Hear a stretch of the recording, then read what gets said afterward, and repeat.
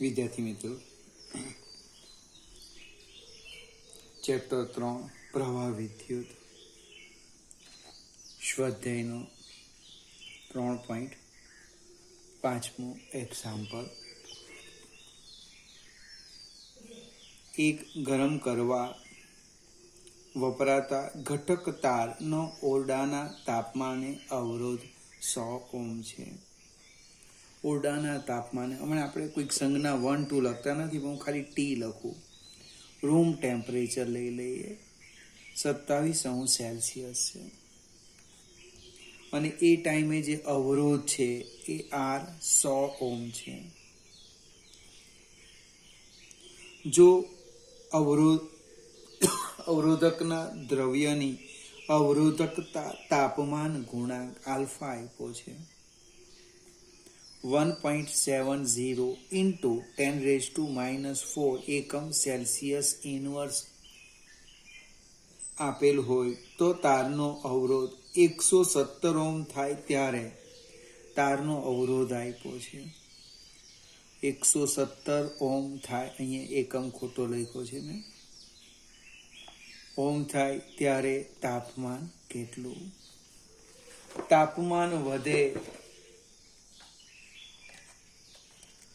તાપમાન વધે એટલે શું છે? અવરોધ વધવાનો બને. હવે 170 ઓહ્મ અવરોધ થાય તે સમયનું તાપમાન એ ઊંચું હશે, એટલે જે નીચું તાપમાન છે એને હું સંદર્ભ તાપમાન લઈ લેમ, R0 T0 આમ લખી દેમ. અને તમારે ટી શોધવાનો છે. હવે સૂત્ર લગભગ આપણે 2 એક્ઝામ્પલ આને લગતા ગણી ગયા છે. R બરાબર સૂત્ર છે મારી પાસે, R બરાબર R0 1 plus alpha T minus T0. આપણે સાદુરૂપ આપીએ R બાય R0, કારણ કે મારે ટી શોધવાના છે. 1 plus alpha T minus T0. Alpha કૌંસમાં T minus T0 equal to R by R0 minus 1. માત્ર આટલું જ સાદું રૂપ આપીએ આપણે. R 170 છે, R0 100 છે, ઓછા 1 એટલે કે 1.70 ઓછા 1 એનો અર્થ 0.70 આવવાના. કોની જગ્યાએ આવ્યા? Alpha T minus T0. હવે આલ્ફાને હું સામે લઈ જામ છું. જો આપણે આલ્ફાને સામે લઈ જઈએ શું થાય? આ લીટી એમ પાડી દઈએ આટલી. એટલે કે આલ્ફા બરાબર T માઇનસ T0 બરાબર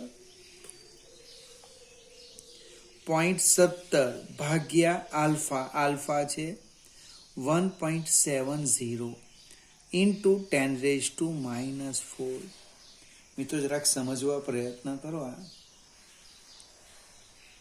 ભાગાકાર કદાચ કેલ્ક્યુલેટરની પણ જરૂર પડવાની નથી. 0.70 ભાગ્યા 1.7 ગુણ્યા 10⁻⁴.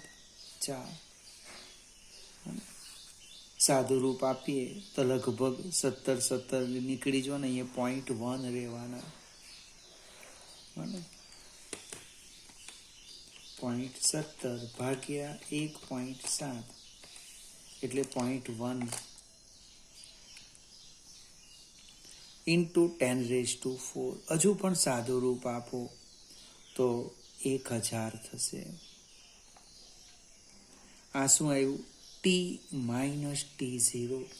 આપણો પ્રશ્ન છે ટી શોધવાનો. T0 ને સામે લઈ જાઓ, ઉતાવળ નહીં કરતા. પ્લસ T0 એટલે સાદું રૂપ આપીએ એટલે આપણને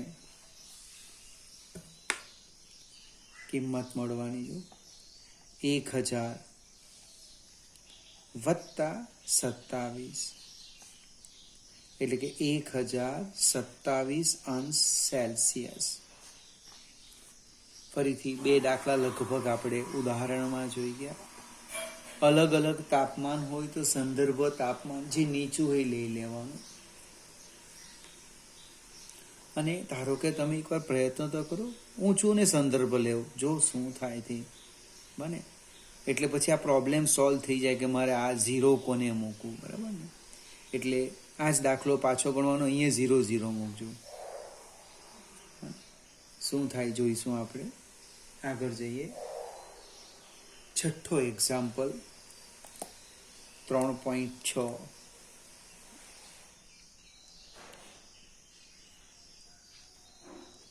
સ્વાધ્યાયનો 3.6.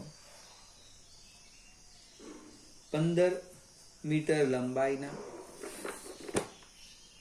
અને 6 × 10⁻⁷ મીટર સ્ક્વેર જેટલું નિયમિત ક્ષેત્રફળ ધરાવતા તારમાંથી અવગણી શકાય તેટલો ઓછો પ્રવાહ પસાર કરવામાં આવે છે, ત્યારે તેનો અવરોધ 5 ઓહ્મ માપવામાં આવે છે.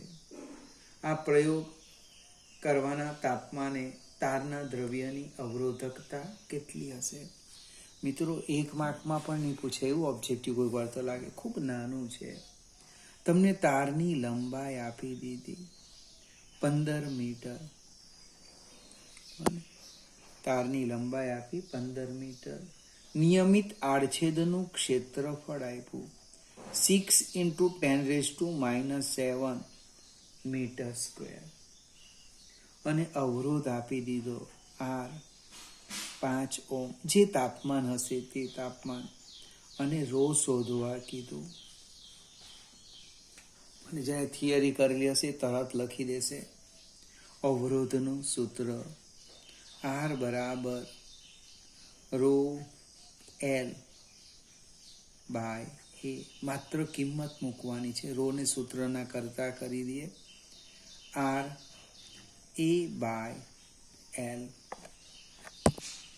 R આપણી પાસે 5 ઓહ્મ છે.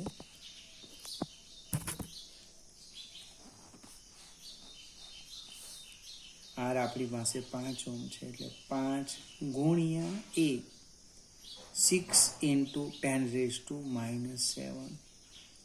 Divide by L 15. 6 ગુણ્યા 5 30, 30 ભાગ્યા 15 એટલે 2 ઓહ્મ × મીટર.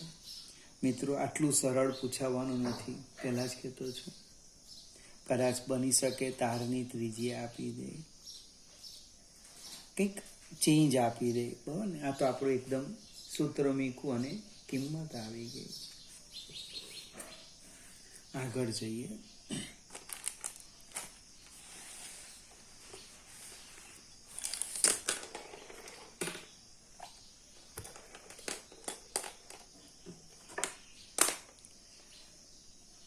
એક ચાંદીના તારનો 27.5 અંશ સેલ્સિયસ તાપમાને અવરોધ 2.1 ઓહ્મ છે. ફરીથી આપણે સંજ્ઞામને ટી લખું છું. 27.5 અંશ સેલ્સિયસે અવરોધ આપ્યો છે R 2.1 ઓહ્મ. 100 અંશ સેલ્સિયસ તાપમાને અવરોધ આપ્યો છે. એક બીજું તાપમાન આપ્યું, 100 અંશ સેલ્સિયસ તાપમાને અવરોધ આપ્યો છે આ 2.7 ઓહ્મ. પ્રશ્ન છે એ જે દ્રવ્ય છે એનો અવરોધકતા તાપમાન ગુણાંક શોધો. જે નીચું તાપમાન છે એને આપણે રેફરન્સ સંદર્ભ તાપમાન લેવાના, T0 R0. બને તમે જે સંજ્ઞા લખતા હોય તે પછી T0 R0. હવે સૂત્રની વાત કરું. જસ્ટ હમણાં જ આપણે ચર્ચા કરી ગયા. R બરાબર R0 1 + આલ્ફા t-t0. સાદું રૂપ આપીએ, ગુણાકારમાં છે, સામે જાય એટલે ભાગાકારમાં. r by r0 1 plus alpha t minus t0. 1 ને સામે લઈ લો. Alpha t minus t0 equal to r by r0 minus 1. પહેલા આટલું સાદું રૂપ આપીએ આપણે. r આપણને આપ્યા છે 2.7, અહીંયા લખ્યું છે 2.1 ઓછા 1, 2.7 ભાગ્યા 2.1 એટલે 1.285. એના કરતાં આપણે 1.29 લખી દઈએ. 1.29 માઇનસ 1 એટલે કેટલા આવવાના? 0.29. આપણો પ્રશ્ન છે આલ્ફા શોધવાનો, તો આપણે સામે લખી દઈએ. આલ્ફા બરાબર 0.29 ભાગ્યા ટી માઇનસ t0 એટલે કે 0.29 ભાગ્યા ટી 100 માઇનસ 27.5.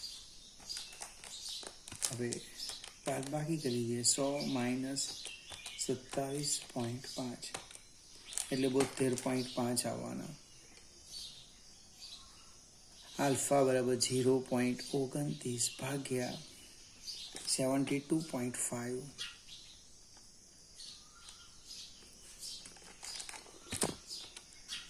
0.29 ભાગ્યા 72.5 એટલે 0.004 સેલ્સિયસ ઇનવર્સ. કોઈકને વિચાર આવે કે મારે વધારે સાદું રૂપ પ્રમાણિત સ્વરૂપ લખવું છે, તે લખી શકે. જો દશાંશ ચિહ્ન આપણે અહીંયા છે એને આમ આ બાજુ જમણી બાજુ લઈ જવાના. 4 into 10 કેટલા થવાના? અહીંયા ઘાત 0 હતી, જમણી બાજુ 3 ખસે એટલે -3, 0 ઓછા 3 સેલ્સિયસ ઇનવર્સ. આગળ જઈએ છે. સૌથી વધારે એક્ઝામ્પલની જો હું વાત કરું તો લગભગ આ સૂત્રો પર આધારિત છે. 2 સ્વાધ્યાયમાં જોઈએ. આ 3.5 પછી આ હતો 3.7 હતો. હજુ 8મું એક્ઝામ્પલ પણ આ જ છે 3.8. નિક્રોમના બનેલા એક ગરમ કરવાના તાર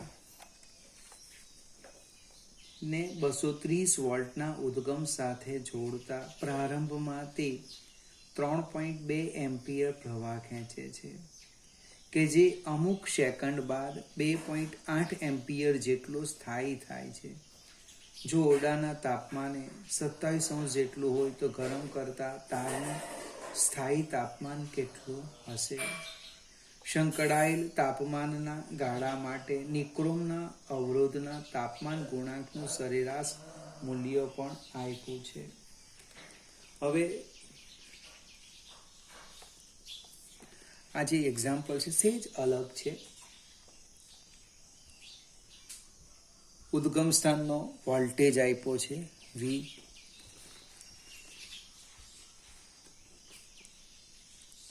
આપણે લખી દઈએ 230 વોલ્ટ. ત્યાર પછી જેવું તમે સ્વિચ ઓન કરો એટલે પ્રારંભમાં શરૂઆતમાં જે પ્રવાહ આપ્યો છે I એ 3.2 એમ્પિયર છે. અમુક સમય બાદ એ સ્થાયી થવાનો બને. આને જોઈએ તો I0 કેવું, તો અમુક સમય પછી સ્થાયી પ્રવાહ કેટલો થાય છે? 2.8 એમ્પિયર. હવે રૂમ ટેમ્પરેચર શરૂઆતનું જે તાપમાન છે એને T0 કહી દે. 27 સેલ્સિયસ આપ્યું છે. તો સ્થાયી પ્રવાહ થાય તે તાપમાન કેટલું હશે ટી શોધવાનું છે. આલ્ફા પણ આપ્યો છે. Alpha 1.7 into 10⁻⁻⁴ Celsius inverse. આટલી વસ્તુ આપણને આપી છે. આપણે સેજ આગળ જઈએ. સૂત્ર તો મારી પાસે છે, એ જ હું લખવાનો. R બરાબર R0 1 plus alpha T minus T0. પ્રશ્ન એ છે R અને R0 આપ્યા નથી, પણ આપણે ઓહમના નિયમનો ઉપયોગ કરીએ. વોલ્ટેજ અચળ છે, એટલે કે V બાય I બરાબર V બાય I0 કૌંસમાં 1 plus alpha T minus T0. મિત્રો, આટલું લખાઈ જાય ને પ્રશ્ન સોલ્વ થઈ જાય. કારણ ઘણાને તકલીફ પડે, R કયો લે એમને R0 ક્યાંથી લાવું. તમને વોલ્ટેજ ન આપે તો પણ ચાલે, જો V કેન્સલ થઈ જશે. I0 ને ઉપર લઈ લે, અહીં છેદમાં છે, સામે જાય એટલે અંશમાં. બરાબર 1 plus alpha T minus T0. આપણે કિંમત મૂકીએ. I0 તમને આપ્યા છે 2.8. સોરી, હા, I0 છે 2.8 ભાગ્યા I. ફરીથી 1 મિનિટ, સોરી મિત્રો. I0 છે 3.2 અને I છે 2.8 બરાબર 1 plus alpha T minus T0. હવે 3.2 ભાગ્યા 2.8 એટલે લગભગ 1.14 થવાના. 1.14 માઇનસ 1, આ 1 આ બાજુ આવશે એટલે માઇનસ થશે. બરાબર આલ્ફા ટી માઇનસ T0. એટલે કે ટી માઇનસ T0 આમ લખાય, 0.14 ડિવાઈડ બાય આલ્ફા. આપણે આલ્ફાની કિંમત મૂકી દઈએ. T minus T0 0.14 divide by 1.7 into 10⁻⁻⁴. હવે 0.14 ભાગ્યા 1.7 એટલે લગભગ 0.0824 ટી માઇનસ T0 બરાબર 0.0824. -4 ઉપર જાય એટલે +4. દશાંશ ચિહ્ન આમ ખસેડો તમે, આમ 4 અંક જમણી બાજુ લઈ જાઓ, શું થવાનું? અથવા તો 10,000 વડે ગુણો. ટી માઇનસ T0 બરાબર 824. એટલે કે ટી બરાબર 824 વત્તા T0 એટલે કેટલા આવવાના? 27. જે આવે એ આપણો જવાબ.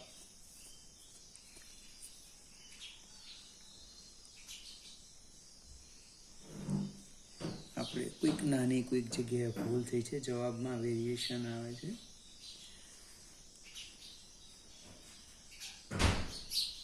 તમે તમારી રીતના ચેક કરી લેજો. થોડું વેરિએશન છે, ઘણું મોટું. ક્યાં ભૂલ કરી?